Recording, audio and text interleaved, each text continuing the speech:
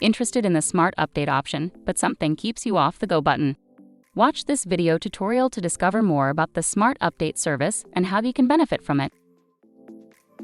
Smart Update is an innovative service that allows updating your store data that have been edited or modified on your source store during or after the full migration. To illustrate it, while you perform data transfer from your current shopping cart solution to the new one, your current store remains active. It operates as usual. I mean, new orders and customers appear on it, or you can make some edits to it. Thus, at some point, you need to import all the modified or newly appeared entities from your old store to the new one. This is where the Smart Update option comes in handy.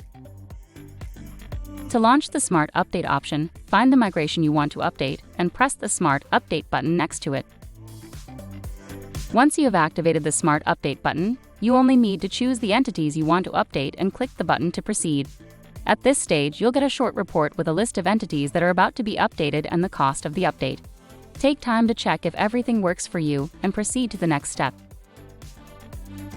The Smart Update function is available for most major e-commerce platforms like Magento, WooCommerce, Shopify, PrestaShop, and more.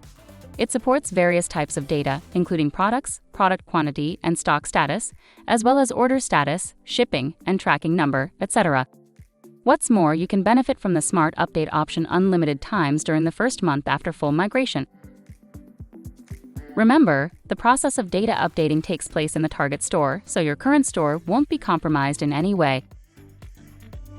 By the way, apart from the Smart Update function, Cart2Cart offers many other extra services allowing users improve their migration result even more.